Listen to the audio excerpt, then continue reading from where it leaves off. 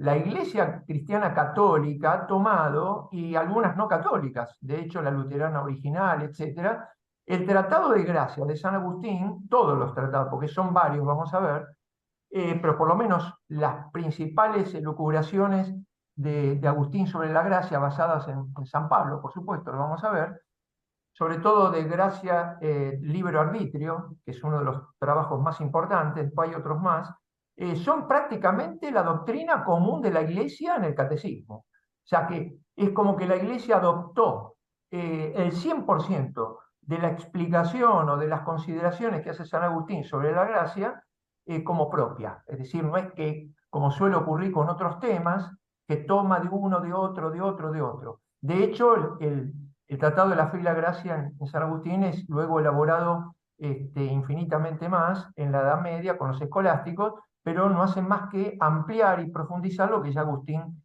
había dicho con suma claridad.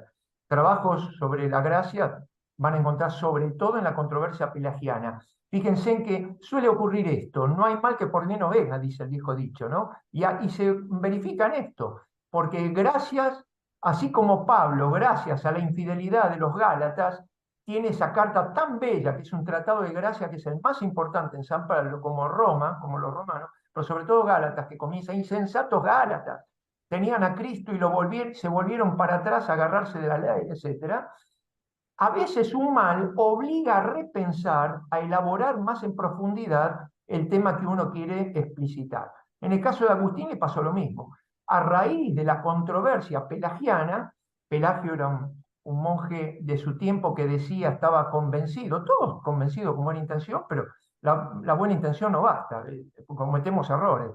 Estaba convencido que con una persona que sea sumamente virtuoso y que luche por esa virtud y logre alturas humanas, espirituales y virtuosas inesperables, digamos grandes, no hacía falta el auxilio divino, no hacía falta lo que llamamos la gracia, que sería la obra de Dios en el corazón del hombre, dicho de otra manera. Eso es una herejía gravísima, porque si eso fuera así, como le dice también Pablo a los Gálatas, Cristo vino y murió en vano. Es decir, porque con la ley antigua hubiera bastado, lo cual es un absurdo, porque si Dios se encarna, diríamos hasta cómicamente, se toma el trabajo de encarnarse, venir, predicar, dar la vida en la cruz y resucitar, es porque la ley no servía, no bastaba ni suficientemente ni para lo mínimo. Y vamos a verlo eso. Básicamente, San Agustín va a tomar justamente a San Pablo, que es el más preclaro teólogo. Yo digo que es el primer gran teólogo dentro de la Biblia, el primer gran teólogo. Los demás, inspiradamente, dicen lo que el Espíritu de Dios, por eso está en la Biblia, ¿no? Es palabra de Dios. Pero Pablo, además de haber sido inspirado directamente por el Espíritu Santo, lo dice en una carta, ¿no? Creo que era a Corintios, haber sido inspirado directamente por el Señor cuando lo toca y le dice, Pablo, Saulo, ¿por qué me persigue? Ahí iluminado tiene todo lo que tenía que saber y él lo dice, no he recibido esto que digo por ningún hombre, no lo he recibido por hombre alguno, sino directamente por inspiración del Espíritu Santo. Es fuerte esto, ¿no? Es decir, es el único hombre dentro de la revelación que recibió tal doctrina con tal claridad que lo decimos, es el apóstol insuperable bajo todo punto de vista, ¿no? Por algo Pedro y Pablo son las columnas de la iglesia, ¿no? Por distintos motivos, pero ambos son los que sostienen la construcción de la iglesia en los comienzos y de algún modo continúan hasta hoy, ¿no? Si tenemos por fe de que el Señor la sostiene a través de los suyos, ¿no? Eh, Bien, podríamos entonces, antes de, yo les digo esto, ¿no? El eje de toda esta cuestión de la fe y la gracia está en Agustín, en este Deus querens, es decir, el Dios que te busca. Esto es la clave. No es que yo tengo que buscarlo a Dios, sino que Dios me busca a mí. Por tanto, me debo dejar encontrar. Así que miren qué hermoso. No es ir a buscar, el Deus querens es el Dios que te sale a buscar. Y además, experiencialmente, existencialmente lo vivieron Pablo y Agustín. ¿Quién más que ellos? Porque el Señor salió en búsqueda de Saulo. Un Saulo que estaba en otra, como diríamos, sencilla y vulgarmente. No estaba en otra, no es que estaba preparado, estaba buscándolo a Jesús, intrigado a ver quién sería aquel hombre que nunca conoció, por supuesto en vida. Lo conoció directamente por inspiración, pero él ni lo había visto, ni siquiera. Simplemente él era ya del tiempo que perseguía a los cristianos y a aquellos seguidores de ese tal Jesús de Nazaret, que había que combatir porque era el desvío de la religión que él había aprendido como buen fariseo, que era sincero cumplidor de la ley. Entonces, él supo lo que es ser encontrado. No es que lo fue a buscar, ser encontrado por Cristo, porque ya lo tenía previsto el Señor desde siempre, de toda la eternidad, por ser Dios, porque en Dios no hay tiempo, por cierto, no es que desde toda la eternidad ya tenía en su plan divino a un Saulo de Tarso, ¿no? Qué hermoso, el futuro Pablo. San Agustín lo mismo. San Agustín, si bien hay una diferencia, mamó la fe desde, lo hemos dicho, ¿no? En la confesión está y rompo ese mito de que se convirtió de pronto a la fe. No, no, ya la fe de algún modo, no la tenía vivida, que es distinto, pero la tenía de algún modo, él lo dice, con la leche materna la fue incorporando en su vida, hasta que un día hizo eclosión, cuando el Señor también, como a Saulo en un momento dado lo golpea, también a Agustín lo golpea en su momento, ¿no? Miren qué lindo lo que dice también hay una cita ahí, la número 57 del cuaderno 2, porque bueno, está toda mezclado quizás, pero se las leo. Miren qué bonito, dice así. eh, Oh Dios mío, yo caminaba errante y me iba separando de ti. Ahora quiero empezar a seguirte, porque tú has sido el primero en buscarme y llevarme sobre tus hombros. Miren que él siempre habla poéticamente, no se olviden que es un maestro en retórica, fue el gran orador del emperador. Esto también está en los comentarios de los Salmos 69:6. O sea, yo vivía errando, pero tú has sido el primero en buscarme y llevarme. Miren, esto nos recuerda a San Juan, tanto en el Evangelio como en la carta. No me acuerdo la cita de uno y de otro, la pueden buscar, vieron cuando uno pone en Google. En una decía, el amor no consiste en que hayamos amado a Dios primero, sino en que Él nos amó primero a nosotros. ¿Se dan cuenta? Yo suelo graficarlo con la flechita. Ser cristiano no es, como todas las religiones, tratar de elevarse para encontrar, para buscar a Dios, sino dejar abierto el corazón para que Dios te encuentre cuando baja hacia ti. Y esto San Juan lo tiene claro. Incluso en la otra cita, creo que es del Evangelio, cuando Pedro y los apóstoles, casi alardeando, ¿se acuerdan? Que dice, Señor, lo hemos dejado todo por seguirte, ¿no? En ese momento, casi como un alarde, ¿no? De valentía. Y el Señor le dice, no, no me han elegido ustedes a mí, soy yo el que los elegí a ustedes. Ahí, otra vez, el misterio de la fe cristiana consiste en esto, en que Dios desciende a mí. Primero Dios descendió, si quieren, al pueblo de Israel a través de los profetas. Primero Abraham. Y acá también voy entrando en el misterio de la gracia y la fe. Abraham, el padre en la fe, que recibió sin condición alguna lo que el Señor le decía. Abraham, toma tu familia, sal de esta tierra, que yo te mostraré a dónde te quiero, ¿no? A ti y a tu pueblo. Después le habla que le pide al hijo, el único. Es decir, ese ejemplo de total entrega en la fe, más allá hasta de lo ético, decíamos, porque no es ético matar a un hijo. Es decir, la fe en ese sentido, no es que invalida la ética, pero está por encima de todo, porque Dios está por encima de todo. Abraham no cuestionó nada y lo siguió al Señor, por eso es padre en la fe. Después sabemos que por la historia Dios sigue bajando, por decir así, ¿ven? A través de sus profetas. Y lo dice el Señor recordándoselo, hace poquito salió en los evangelios. ¿Se acuerdan? En la boda, y la boda de donde los invitados no eran dignos, y los viñadores asesinos, peor todavía. El Señor de la viña enviaba a sus servidores, ¿qué serían? Los profetas. ¿Y qué hicieron? Los mataron. Y al final envía a su hijo, creyendo que lo iban a respetar. Lo mataron también. Entonces le quitará esa tierra, esa herencia al pueblo prometido y se la dará a otro. Entonces le está diciendo el Señor incluso eso. Siempre Dios bajó hacia ustedes, pero ustedes no eran dignos. no escucharon la voz del Señor, no escucharon a los profetas que hablaban por Dios. Entonces, toda esa historia es la decadencia del pueblo que abandona la fe y el amor para caer en la ley. Moisés es la degradación de la alianza, no es la alianza. Atención, y esto es lo que entiende bien Pablo. Y ahora voy a pasar a leer los textos claves.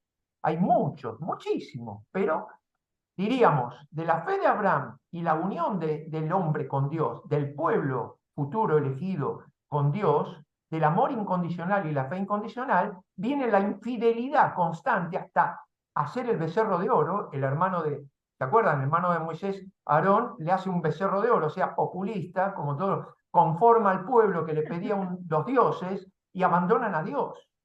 Entonces ya es el colmo. Y entonces, claro, cuando uno está enfermo, ¿qué hace falta? El remedio. La ley humana, la ley mosaica, es el remedio, pero no es la salud. Ya no está el amor de Dios ni la fe. Lo que impera a partir de ahí es una ley que nadie podrá cumplir porque no tienen el corazón lleno de Dios. ¿Se entiende? Recién con Cristo vuelve la fidelidad a través de la obra de Cristo, muerto y resucitado. Y yo suelo decir que si hay un nuevo Abraham, como ejemplo de fe y entrega incondicional en el amor y en el don de Dios, es José y María. Esos son los primeros, ¿no? Porque ellos también, hasta incluso como Abraham, el Señor se les revela en sueño y a María y a José. Mirá, yo tengo este plan. Sí, Señor, acá estamos. Así que imaginen como una B corta. Abraham, la fidelidad, el ejemplo del hombre que dice sí a Dios, incondicional, por eso es padre en la fe. Degradación en la ley mosaica, pérdida total del hombre a Dios. Y luego recuperación en Cristo Jesús a través de los nuevos Abraham, José y María. Es un poco de los nuevos Abraham, José y María, es un poco cosecha mía, pero lo veo como ejemplos de la fe de Abraham. Ahora paso a leerles algunos textos que me parecen fundamentales, como por ejemplo el de Juan 1:17, la ley fue dada por Moisés, pero la gracia y la libertad vinieron por Cristo Jesús.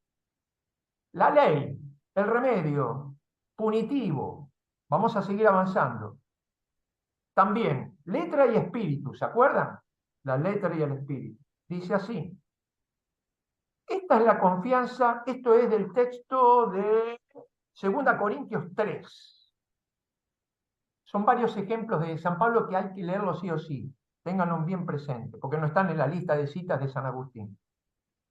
Esta es la confianza que tenemos delante de Dios por Cristo. No que por nosotros mismos seamos capaces de atribuirnos cosa alguna como propia nuestra, sino que nuestra capacidad viene de Dios, el cual nos capacitó para ser ministros de la nueva alianza, no de la letra, sino del espíritu, pues la letra mata, más el espíritu da vida. Es una cita muy conocida, la letra. Y después voy a leer una cita de Santo Tomás de Aquino, el gran sistematizador, donde habla justamente de este pasaje. ¿Qué se entiende por letra y espíritu? Continúo con San Pablo. Que si el ministerio de la muerte, grabado con letras sobre tablas de piedra, está haciendo alusión a Moisés, ¿no? ¿Por qué ministerio de muerte? Porque señala lo que nadie puede vivir. ¿Acaso alguno puede vivir ya del primer mandamiento con la sola fuerza humana? ¿Sin la gracia? ¿Puedo amar a Dios y al prójimo como a mí mismo y hasta incluso a mi enemigo? Jamás.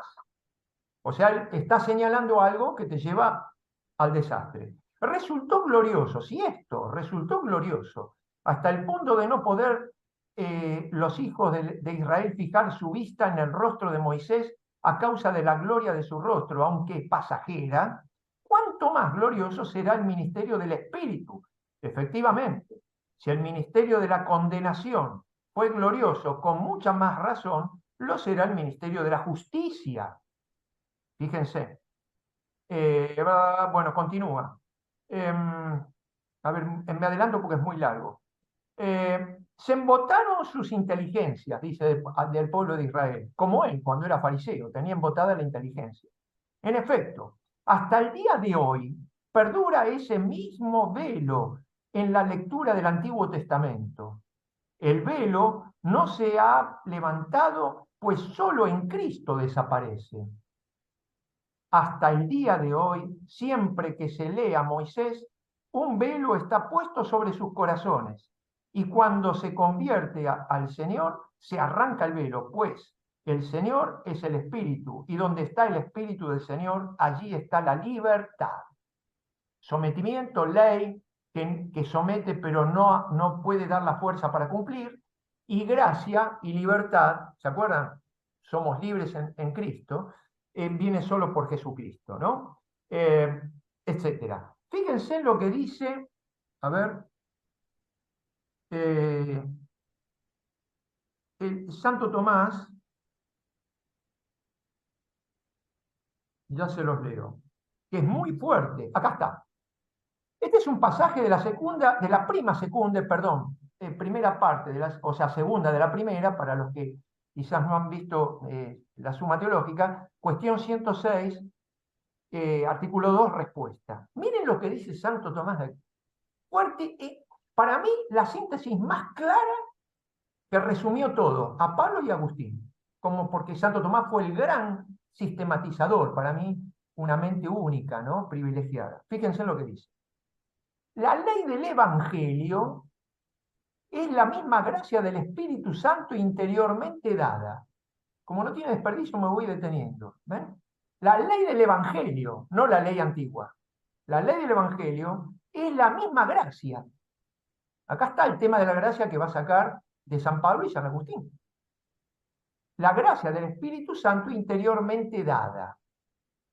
En cuanto a esto, la ley nueva justifica. Justifica, ¿saben qué significa? ¿Se acuerdan? El publicano y el fariseo. Aquel salió justificado, este no. O sea, salvo.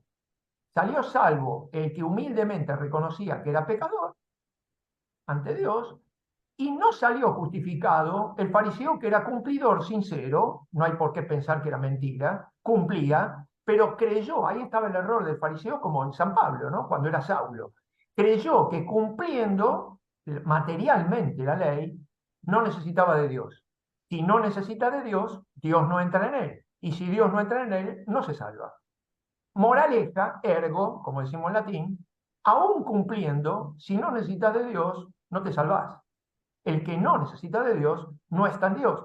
Un poco como el hijo mayor de la parábola del hijo pródigo, que es del Padre misericordioso. El hijo menor vuelve diciendo, sin ti, Padre, me perdía. El mayor, no, yo cumplí, no entro a la fiesta, porque vos no me hiciste la verdad. Quiere decir que si no entra a la fiesta en la simbología, no entra al cielo. O sea que el mayor, ¿ven? Creyó que por cumplir, pero sin amar, porque no amaba ni al padre ni al hermano.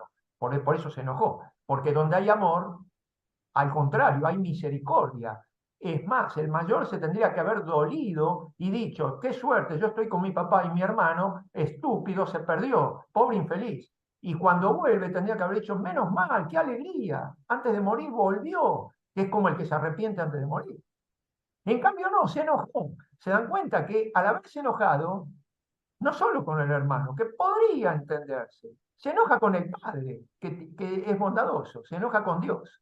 Y el que se enoja con Dios, chao, está perdido, ¿no? Porque no entendió nada. O sea, Jesús con esa parábola tan fantástica, tan maravillosa, está dando a entender que el que no está en Dios, no ama, no comprende al hermano, es decir, en el fondo está lejos de Dios. Está diciendo, el hermano mayor estaba más lejos que el menor cuando volvió. Se las resumí, porque es mucho más profundo. Pero atenti, no caer como el fariseísmo para ser como el hermano mayor, que por estúpido se queda fuera. Continúo con la cita de Santo Tomás. Miren qué interesante. En cuanto a esto, la ley nueva justifica, es decir, salva. Por lo cual dice San Agustín, y cita a San Agustín, ¿en dónde? Y acá está el paréntesis, en el espíritu y la letra, capítulo 17, ¿no?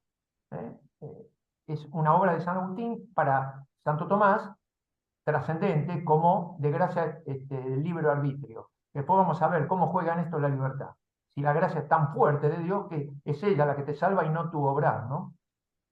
Según el espíritu de la letra de San Agustín, dice, el Antiguo Testamento, la ley, se consiguió, fíjense, exteriormente para aterrar a los injustos.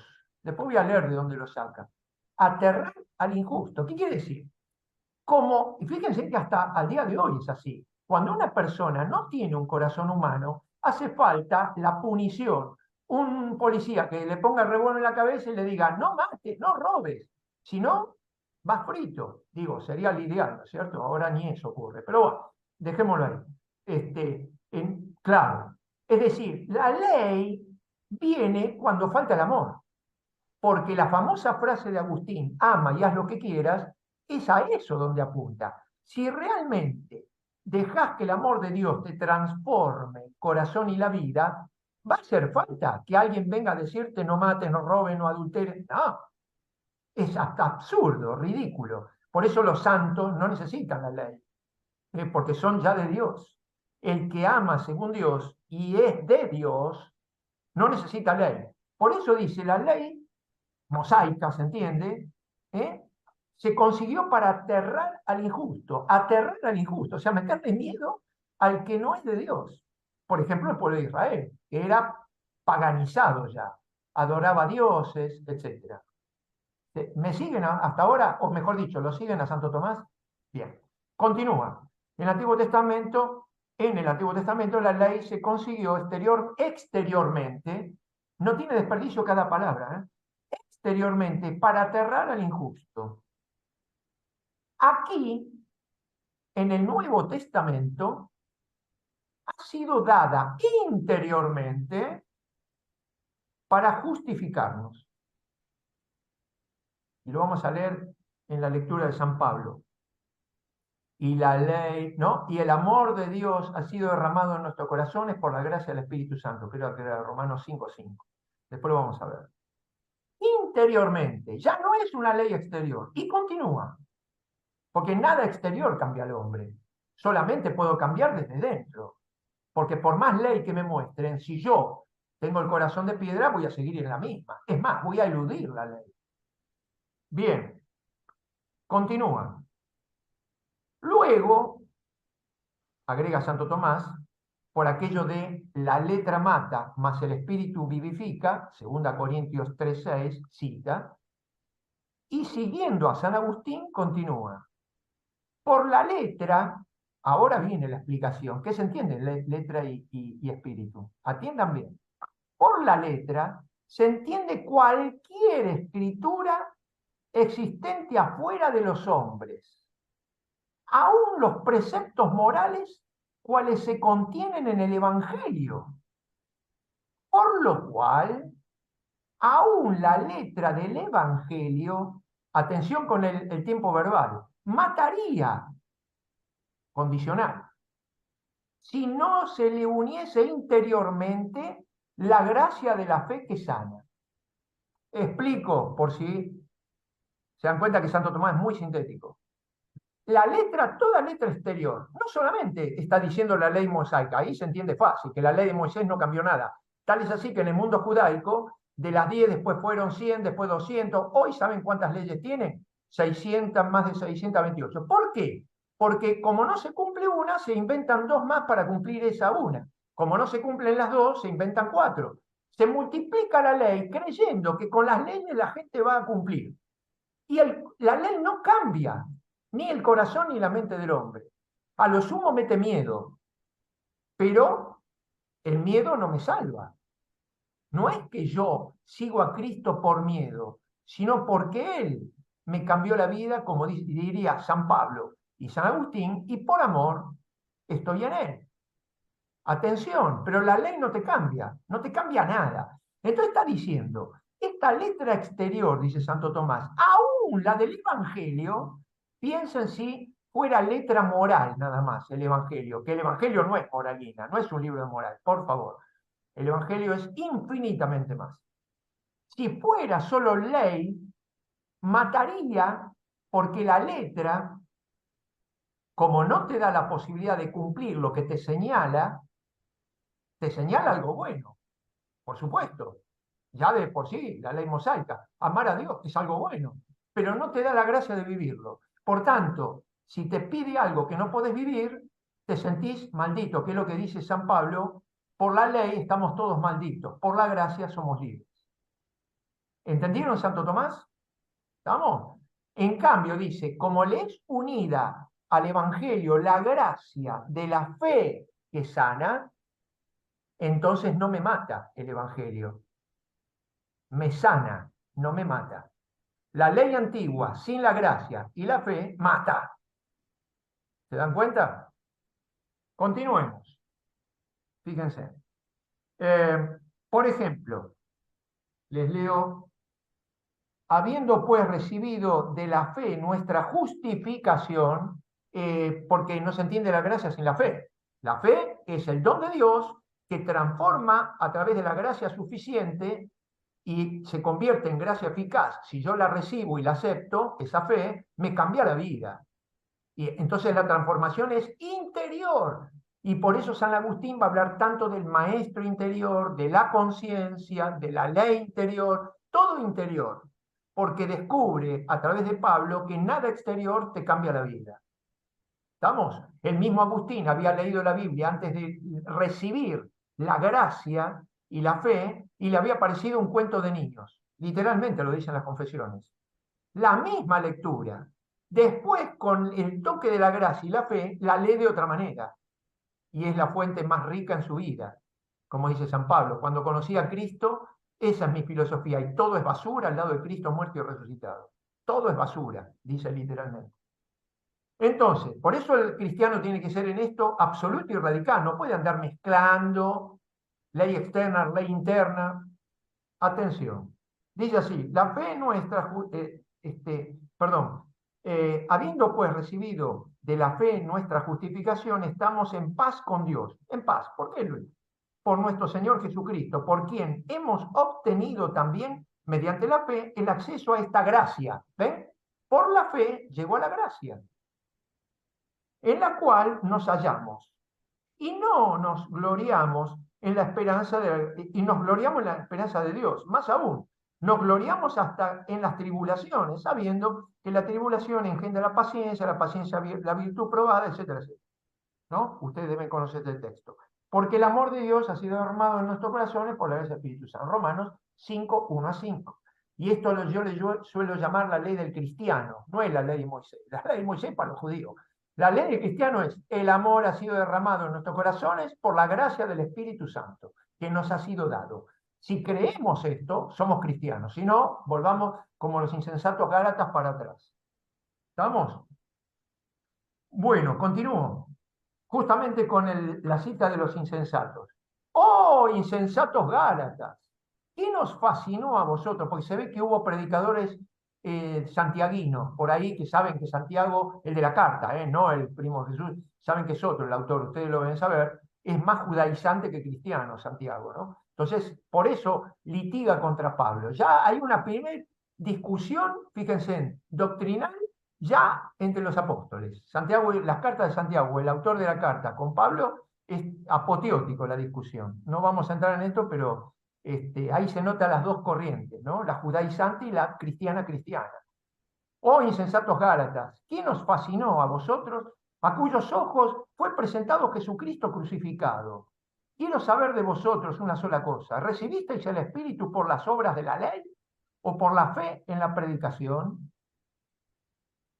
Así Abraham creyó en Dios y le fue reputado como justicia. Y toma siempre Pablo a Abraham, siempre. Mientras que Santiago toma a Moisés. ¿No? Es típico, son las dos corrientes. ¿No? Tened pues entendido que los que viven de la fe, esos son los hijos de Abraham. Porque todos los que viven de las obras de la ley incurren en maldición. Pues dice la Escritura: maldito todo el que no se mantenga en la práctica de todos los preceptos escritos en el libro de la ley. Y que la ley no justifica a nadie ante Dios es cosa evidente, pues el justo vivirá por la fe. Y yo digo, un testamento ya hecho por Dios en debida forma, no, o sea, el testamento con Abraham, ¿se entiende, no? No puede ser anulado por la ley que llega 430 años más tarde. Fíjense en que hasta fecha, Pablo, como para que no quede duda, que la ley de Moisés no puede anular la alianza de Abraham, por la infidelidad del pueblo. Eso es un remedio para aterrar al injusto, como decía Santo Tomás. ¿Ven? Una ley dice que llega 430 años más tarde, de tal modo que la promesa quede anulada. Pues si la herencia dependiera de la ley, ya no procedería de la promesa que hizo Dios a Abraham. ¿Se acuerdan? Dice, ya no procedería de la promesa. Y sin embargo, Dios otorgó a Abraham su favor en forma de promesa. Esto es Gálatas 3. Lean toda la carta a los Gálatas, es clarísimo la doctrina de la justificación de la ley, de la fe y de la gracia, en comparación a la ley mosaica. Está clarísimo. Lo que pasa es que no solemos ahondar y lo leemos, lo pasamos rápido y terminamos mezclando lo antiguo y lo nuevo. Y como diría el Señor, no se puede poner vino nuevo en odres viejos, no se puede remendar un vestido viejo con un vestido nuevo, porque se estropean los dos. O sea, lo que hacía Santiago en el fondo, en la carta, era querer emparchar con Cristo la ley antigua. ¿Ven? Anulando la promesa de Dios con Abraham, que es renovada por Cristo Jesús con su cruz y resurrección. ¿Ven? ¿Se dan cuenta que es fuerte este tema? Esto lo entiende muy bien después San Agustín. Por eso va a ser el doctor de la gracia. ¿Ven? Dios, rico en misericordia, por el grande amor con que nos amó, estando muertos a causa de nuestros delitos, nos vivificó juntamente con Cristo. Por gracia habéis sido salvados. Y con Él nos resucitó y nos hizo sentar en los cielos en Cristo Jesús, a fin de mostrar en los siglos venideros la sobreabundante riqueza de su gracia por su bondad para con nosotros en Cristo Jesús. Pues habéis sido salvados por la gracia mediante la fe. Y esto no viene de vosotros, sino que es un don de Dios. Gracia gratis data, decimos en latín en la formulación doctrinal. La gracia es un don gratuito, por eso es gracia. Es un don gratuito. ¿Y cómo se conquistó? A través de la nada menos que con la sangre de Cristo. O sea, Dios, hecho hombre, dio la vida por todos. Es decir, es Él. Cuando Pablo le pregunta en algún momento, como todavía en su cultura judaica de las obras, el Señor, ¿qué obra tenemos que hacer? Como diciendo para conquistarte. Y el Señor, ¿qué le contesta? ¿Se acuerdan? No me acuerdo en qué cita, ¿no? ¿Se acuerdan lo que le contesta Jesús? La obra es que creáis. Ahora, analicen. Si la obra es que creáis y creer, como la fe no viene del hombre, le está diciendo, la obra no la van a hacer ustedes. La obra es que acepten la fe que yo les voy a regalar. Si ustedes creen en mí, serán salvos. Miren, San Juan. San Juan es el otro gran. Para mí, Pablo y Juan sintetizan todo el Evangelio. Juan está lleno de, voy a ver si llego, ¿no? El que cree no morirá jamás. El que cree ya está salvo. El que no cree ya está condenado. Y permanentemente, y dice ya San Juan, no como una cuestión futura. Es decir, si permitimos que el Señor este regalo que me hace de la fe transforme mi vida, estoy en Cristo. No tengamos duda. No es que yo tengo que hacer obras para que el angelito, como nos enseñaron estúpidamente, infantilmente en la niñez, va a poner en la balanza mis virtudes y mis pecados. Y según como pese una y otra, voy a ser salvo o condenado. Es decir, como que Cristo no existió entonces. Seguimos el Antiguo Testamento, porque eso es, el angelito de la balanza es el Antiguo Testamento. Si no, el cretino que tenía al lado Jesús, que no pudo hacer ninguna obra buena, porque era un cretino que seguro había matado a alguien en la cruz, y le dijo, Señor, acuérdate de mí cuando llegue a tu reino, hoy estarás conmigo en el reino. Fue el primer santo canonizado por Cristo. Y el 99% lo hace Dios. ¿Saben qué es el 1% que nosotros podemos hacer? Si quieren la obra, es disponernos, aceptar a Cristo. De hecho, es así el anuncio evangélico. Aceptar que Cristo es el Salvador, sí, bueno, ahí está. Es decir, claro, San Agustín también decía, el Dios que te creó sin ti no te salvará sin ti. Ese no te salvará sin ti está diciendo si aceptás o no a Dios. Es decir, y no es poco, ¿eh? No es que, ay, qué fácil, no. Aceptar a Cristo, cuidado, es aceptar que Cristo comience a habitar en mí y que cambie mi vida. Y que pueda decir en el máximo de los grados, como San Pablo, el gran Pablo dijo, el Saulo convertido en Pablo, soy yo, mas no soy yo, sino que es Cristo quien vive en mí. ¿Quieren una definición más hermosa de santidad? Santidad no es ser bueno. Hay mucha gente buena que no cree en Dios. Mucha, ¿o no? ¿O van a creer ustedes infantilmente que son buenos solo los creyentes en Dios? Por favor. Al contrario, incluso algunos dicen ser cristianos y hasta tener mitras en el Vaticano y pueden ser masones y ateos. Porque de hecho creo que todo el mundo lo sabe. Eso no les puede sorprender. ¿No? Detrás de una mitra y de una sotana puede haber, ya que decía sotana el padre, ahí el señor Juan, puede haber un pagano. Pagano no es el que no cree, sino aquel que vive como no creyente, que en el fondo no tiene a Cristo en su corazón y puede aparentar todo lo que quiera. Y a veces hay que tener cuidado con los que aparentan, porque justamente a veces quieren mostrar lo que no tienen dentro. Porque tiene que decir a San Agustín, qué lindo, en la regla de los monjes, dice que tus vestiduras no sean las que resplandezcan, sino tu corazón y tu vida y tu pasión por Cristo. Y esto es lo que demuestra ser cristiano, no tu apariencia. Así que me parece que es algo que justamente apunta todo al mismo sentido. El corazón, el corazón, el corazón. Jesús nos fue llevando hacia el interior porque se había convertido la religión judaica en una religión externa del cumplimiento legal, ritual, canónico, diríamos hoy, externo, que no transforma el corazón de nadie. ¿Ven? Entonces, es muy interesante esto que dice Mirna. Este es uno de las tantas, como lo de Pablo. Soy yo, mas no soy yo, sino que Cristo que vive en mí. Es decir, por algún misterio de la providencia divina, providere, que no es que está viendo más adelante porque no va a estar expectante a ver qué hago, qué dejo de hacer, sería también otra visión. Nos han enseñado muy infantilmente, lamentablemente. Está bien cuando uno es niño, pero lamentablemente eso, cuando no se evoluciona en el conocimiento, ¿se acuerdan la frase de San Agustín también tan importante del comentario a San Juan? Crede ut intelligas, intelligas ut credas, que lo va a tomar sobre todo los escolásticos medievales. Cree para entender y entiende para creer. Es decir, se nutren mutuamente. ¿Ven? El intelecto y la gracia y la voluntad y el corazón tienen que ir al unísono. Porque yo puedo entender algo, pero si no creo, no me sirve de nada. Y a la inversa, puedo creer, aceptar a Cristo, pero si no investigo, si no me nutro de la palabra de Dios, tampoco entenderé lo que estamos explicando, la diferencia entre una ley frustrada y frustrante, decía Pablo, una ley que lleva a la muerte, y una ley interior que te salva, que te vivifica, que te justifica para la vida eterna. Esa comparación de ley externa y ley interna es uno de los hitos en San Agustín.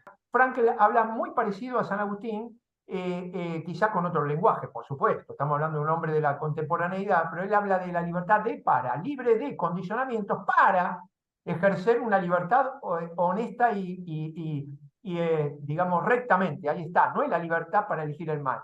Y eso es una capacidad básica del libre arbitrio con el cual todos nacemos por ser humanos, es decir, tener conciencia y tener la capacidad de decidir. Ahora, libertad con mayúsculas, según Agustín, se compararía a este producto final también de Víctor Frankl, ¿no? Que es la libertad para el sumo bien. ¿Ven? El sumo bien. Es decir, solamente puedo decirme libre en la gracia. Por eso San Pablo habla de libres en la gracia. ¿No? Dice, somos libres en la gracia.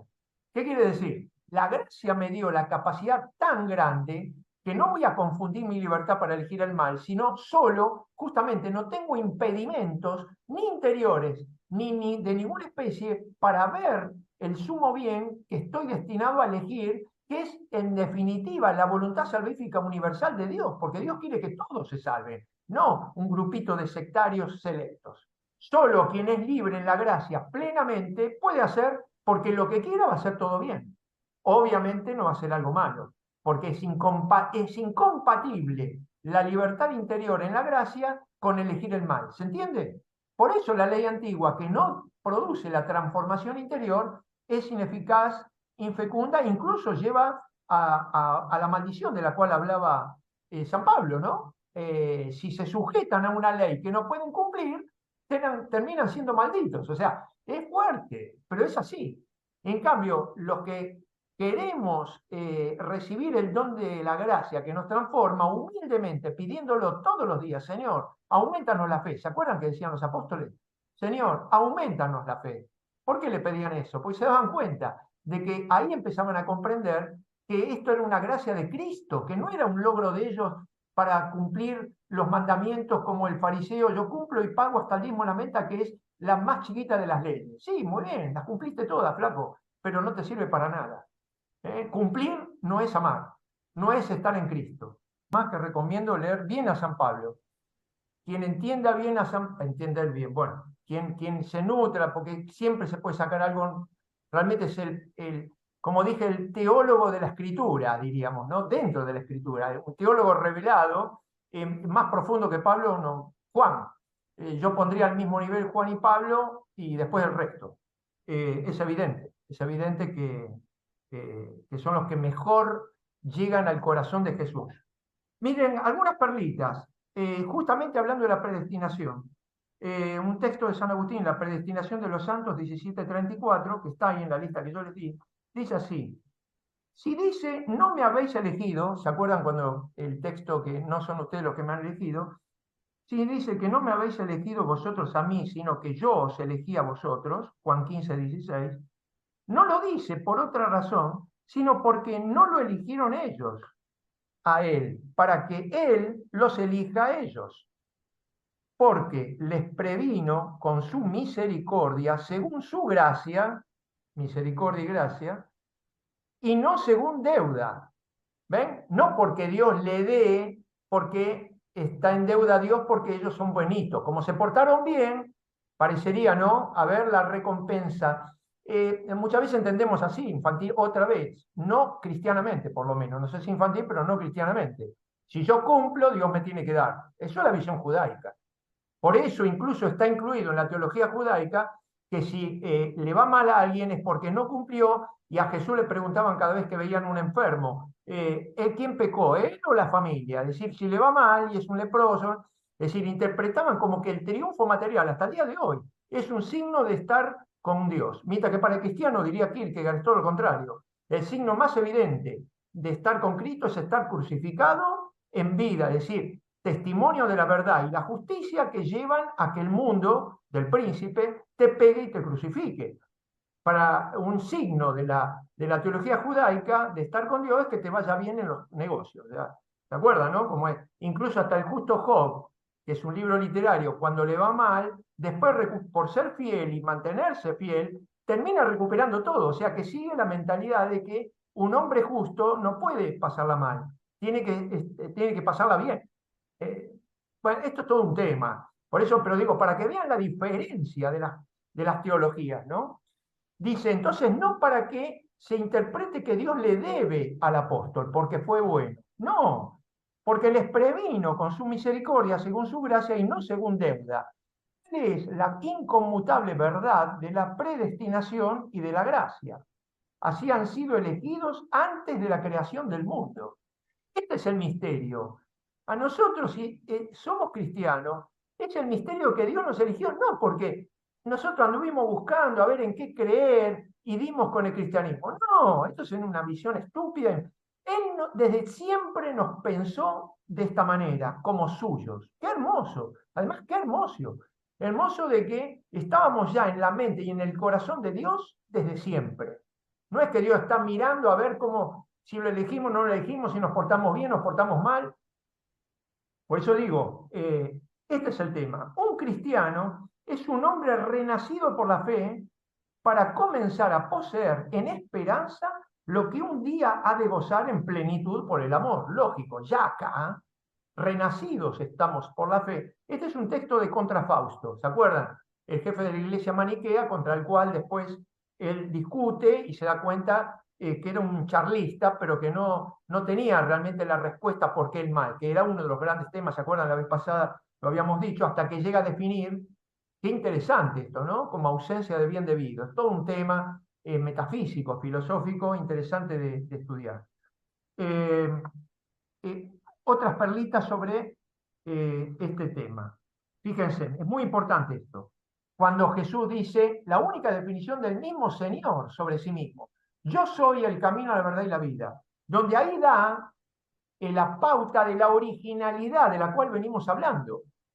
porque no solamente dice verdad y vida, porque no hay religión que no diga que Dios es verdad y vida. Nadie va a decir que es muerte, ¿no? Y mentira. Y sin eso coinciden todas las religiones. Pero la única religación definitiva, para jugar con el término, para mí, nosotros estamos religados por Cristo, entonces no tenemos que buscar una religión con la cual ascender a Dios. No te hagas una escalera porque yo soy el camino. Y dice así, comentando San Agustín, yo soy el camino, la verdad y la vida. A ver, esperen que lo ubico, 56. Acá. Por eso Cristo, que era la verdad y la vida, hasta ahí vamos bien con cualquier religión, incluso la judaica en la cual nació Jesús, se hizo también camino. Acá está el tema. Él, Dios, se hizo camino. Él bajó a mí para que yo pueda llegar a Él.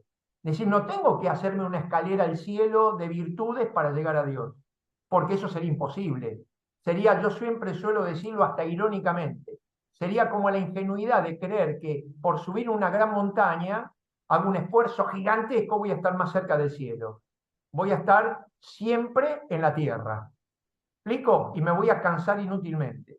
Mientras que al revés, tengo que dejar que Dios descienda a mí. Y sigue diciendo, ¿ven? Por eso, como era verdad y vida, se hizo también camino. Y dice, camina pues por el hombre y llegarás a Dios. Yendo por él, llegarás a él. Camina con las costumbres, no con los pies, que incluso con pies sanos puedes extraviar. Es mejor ser un cojo en el camino que un buen corredor fuera de él. Esto está muy bueno, es un sermón, el 141, que es muy importante, ¿no? Fíjense, es la misma verdad, verbo de Dios, Dios en el seno de Dios, Hijo primogénito. Esta verdad se vistió de carne por nuestro bien. ¿Ven? Otra vez insiste, esto es un comentario a Juan 41. Se hizo hombre por nosotros, porque si no, nunca llegaríamos a Dios. Si Dios nos hubiera encarnado, si no hubiera padecido y no hubiera resucitado, vana es nuestra fe. ¿Se acuerdan que dice Pablo también en otra parte? Si Cristo no murió y resucitó, vana es nuestra fe. Comamos y bebamos, incluso dice, como diciendo, no te gastes en virtudes porque si Cristo no, sería estúpido hacer algo que nunca va a llegar a su fin. ¿Me explico? Intentar llegar a Dios con mi fuerza. Es estúpido. Por lo menos, como dice Pablo, sé inteligente, come y toma, pasala bien, porque total te vas al horno con todos. Dicho como el tango. Allá en el horno nos vamos a encontrar. Si Cristo no tiene misericordia de mí, estoy en el horno, mis queridos y queridas. Eso nos está diciendo Pablo y Agustín, ¿no? Si yo les formulo a todos esta pregunta, ¿qué preferís? ¿Gozar de la verdad o de la mentira? Me contestarán que prefieren gozar de la verdad. Claro, y es porque la felicidad es el gozo de la verdad, es decir, el gozo de ti, que eres la verdad de ti, te está hablando de Dios, ¿no? Oh Dios, mi luz y la salvación de mi rostro. Dios mío, esta felicidad todos desean esta vida que es la única feliz. Todos desean este gozo de la verdad. En las confesiones 10:23 está este texto. Hay muchos más muy hermosos que enfatizan. Hay sobre el amor, hay un texto muy lindo. Porque me olvidé de este, que también tiene que ver con el hombre viejo y nuevo, porque se dan cuenta que todo lo que leí de Pablo me está hablando, incluso San Agustín emplea los mismos términos, hombre viejo y hombre nuevo, hombre interior y hombre exterior. ¿Se acuerdan Romanos 7? Se los recomiendo, lean Romanos 7, no lo tengo acá a mano, pero es un texto de una gran autenticidad de Pablo, que lo habrán escuchado, pero reléanlo muchas veces, porque es muy largo y repite hasta el cansancio lo mismo. Querer el bien está a mi alcance, más no el hacerlo. Quiero el bien y hago el mal. Descubro una doble ley. Con mi carne, es decir, mis razonamientos, mis costumbres, mi cultura, mi religión, la religión en la cual nació y se nutrió, hacía el mal, no hacía el bien. ¿Te das cuenta? Y quería el bien, porque quería a Dios. Siempre fue un hombre sincero, pero por ese camino no lo iba a lograr. Solo por la entrega del Espíritu en Cristo lo iba a lograr. Así que él se permanentemente confronta. Miren, les digo esto tan interesante en Pablo como en Agustín. Pablo confronta con Saulo, es decir, el mismo hombre, pero con dos existencias. Una, legal lejos de Dios, farisea, y la otra en Cristo en la gracia. Confronta él consigo mismo, por eso sabe tanto, porque él sabe cuál era su corazón de fariseo. Y cuando uno conoce algo en profundidad, lo sabe contrastar. ¿Me explico? Ningún otro pudo contrastar tanto al hombre viejo, al hombre de la ley, como Pablo, porque fue Saulo. Lo mismo Agustín. Nadie como Agustín pudo entender la humildad porque él fue un soberbio.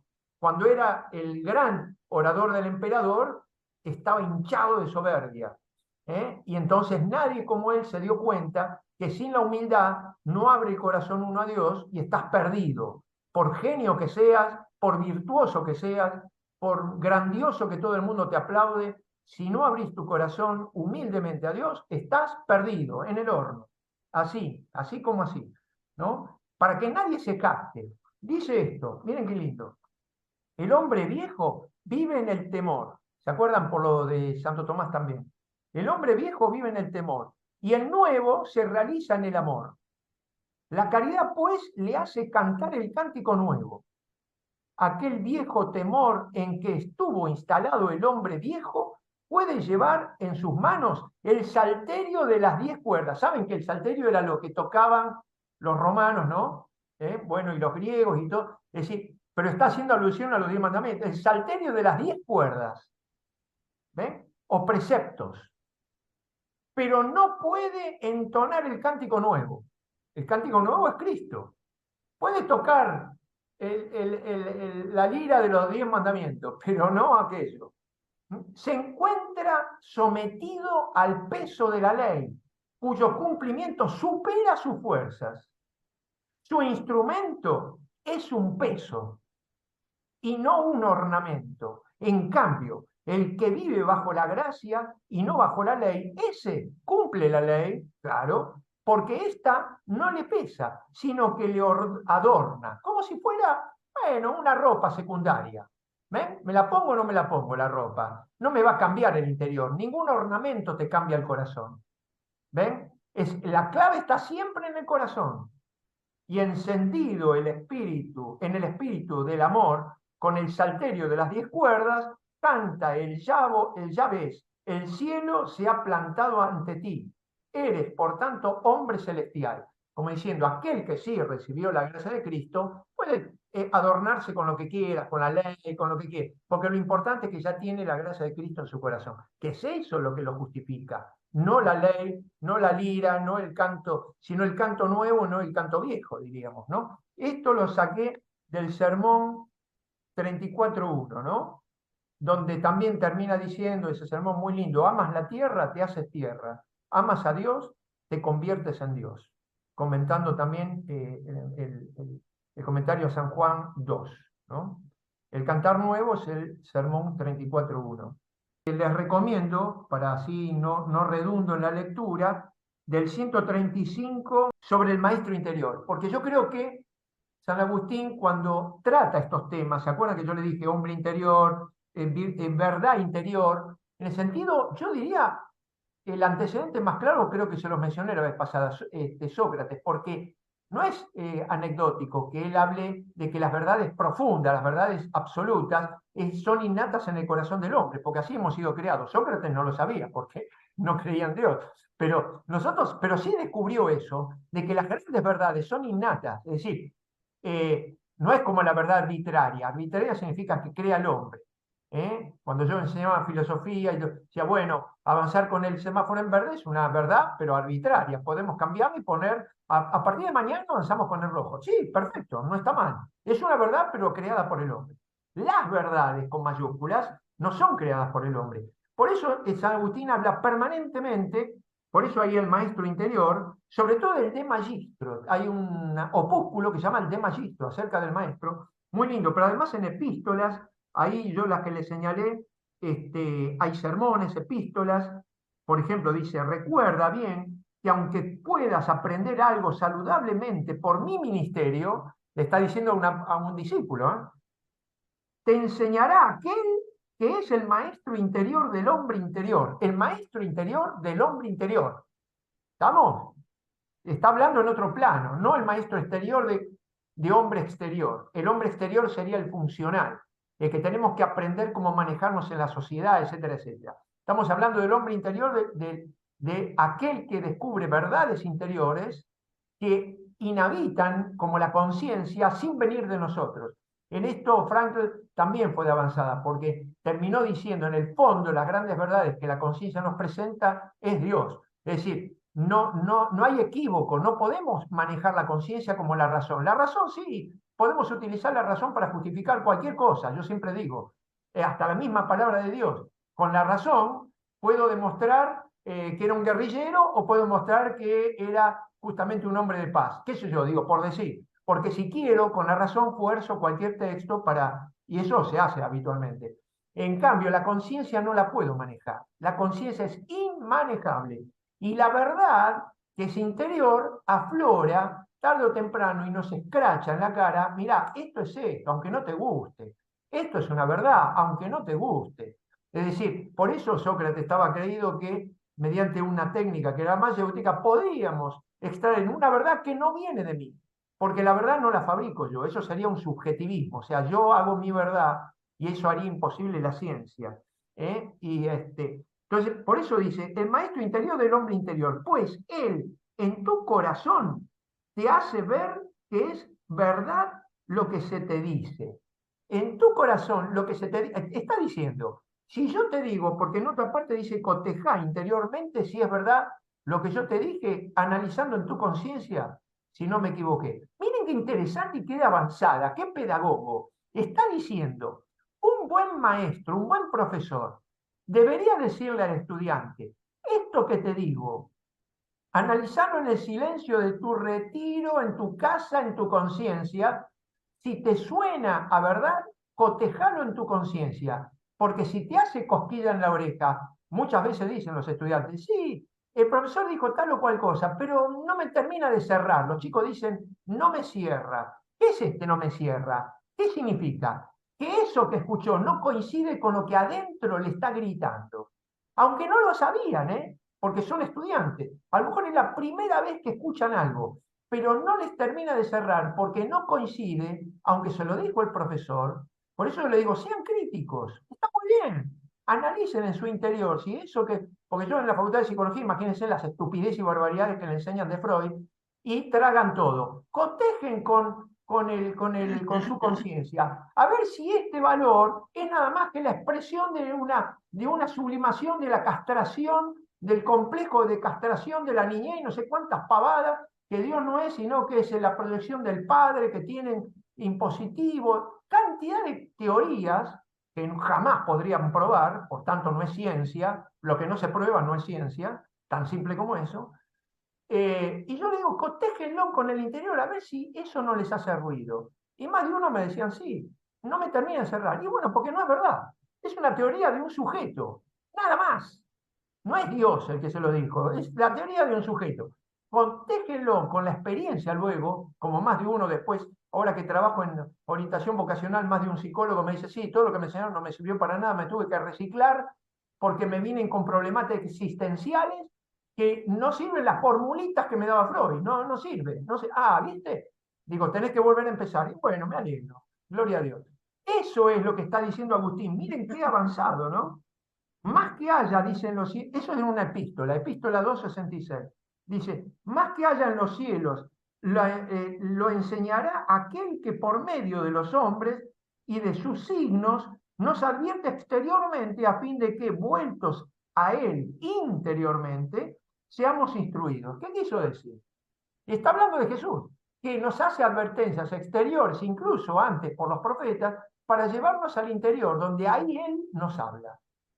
Bueno, cantidad de textos, leanle que son una belleza, una preciosura, de cómo todo esto Sí, coincide con el Deus Querens. Es decir, para que les quede graficado, San Agustín como San Pablo nos están hablando del Dios que baja a mí y me encuentra, porque desde siempre me había elegido. No el yo que tengo que ir a salir a buscar la verdad y a Dios, sino que Él, de algún modo, es más aún. Si sigo inquieto, como dicen las confesiones, mi corazón está inquieto hasta que descansa en ti, es porque Él ya me encontró antes, como dijo antes de los apóstoles. Como Jesús los encontró y los eligió, los apóstoles quieren buscarlo más. No buscaría nunca aquello si no lo tuviera de algún modo ya dentro. Ahí es una premisa en nociología, en teoría. Nadie busca lo que no concibe que exista, ¿sí o no? Eso es un principio básico.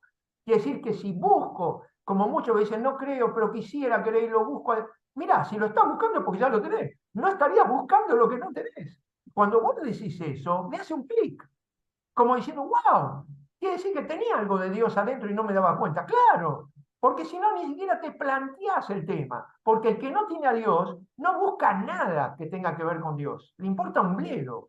En cambio, el que busca aún sin creer, sin practicar, y lo buscas es porque ya de algún modo ya lo tenés. Y Él te está dando lo suficiente para que te acerque. Él te encontró antes y vos lo seguís buscando y te da más hambre, hambre, hambre, hambre.